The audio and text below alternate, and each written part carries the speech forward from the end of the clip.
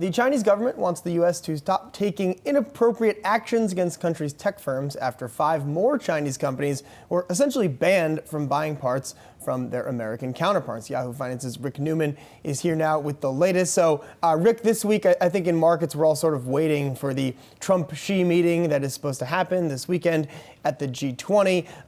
As we continue to see basically officials from both sides continue to say, end the blacklisting and all the things we're seeing on the corporate side, is that going to be a real topic of discussion here? Like, do you see a resolution on that as sort of a practicable step for both of these leaders as they meet this weekend? Possibly no. I mean, this is technically a separate thing. So this is a security issue. Now, this happens in the midst of Trump's trade negotiations, and it does seem logical to think that he considers this part of the leverage he has against China, but it's technically a separate thing. This is not with regard to trade practices, the litany of trade abuses that we hear about from China stealing intellectual property and stuff like that.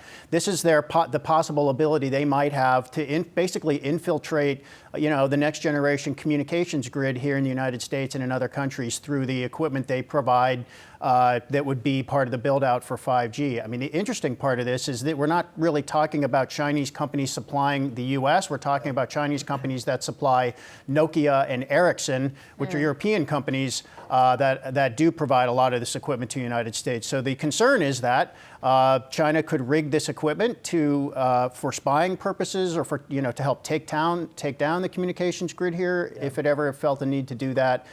So it's very tangled.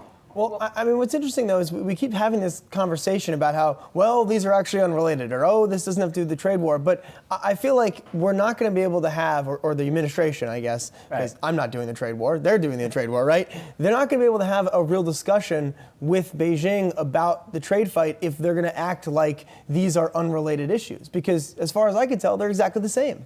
Yeah, I cannot explain the coherence of this to you. I just can't. I mean, clearly, it is all part of one bucket in one sense. And you do get the impression that the Trump White House is just throwing everything it can think of at the Chinese to try to get some leverage in the trade war, because it has not really gone the way they want it to go so far.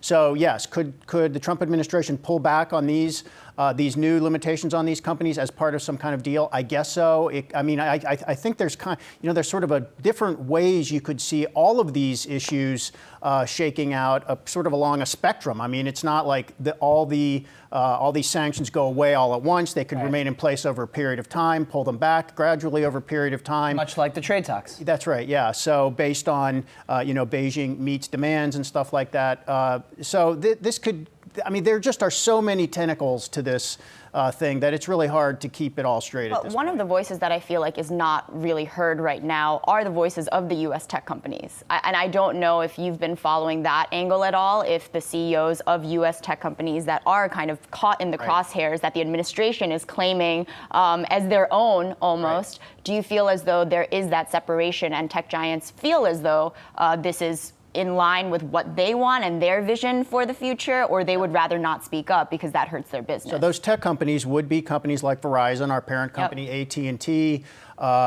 companies that Cisco that manufacture some of the equipment or install the equipment, software companies.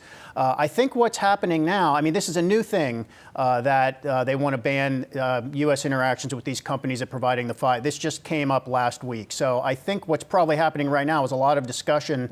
And there actually is a report. The administration is researching this report, which is not due for a few months, into is this doable? That's the first question you have to ask. Would we end up punishing ourselves by putting in place too many barriers to building a 5G system? And as with so many things in the Trump administration, they start out with this sort of simplified black and white view that you should just be able to build everything you need for your economy in your own country. Right. And the Chinese world partners. Economy hasn't worked like that for 40 years.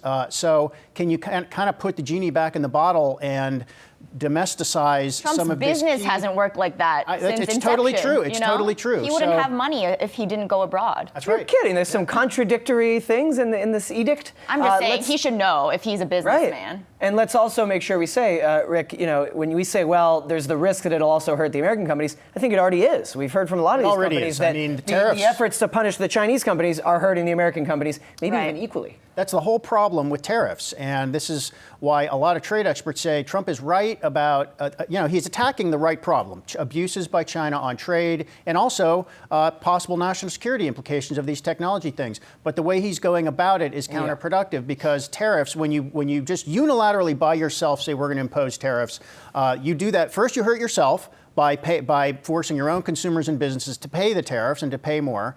And then you hurt the other guy because you hurt demand for his products. That's the way it's been going. Trump thinks this is all fine because he's lucky the U.S. economy is strong enough to withstand this right now.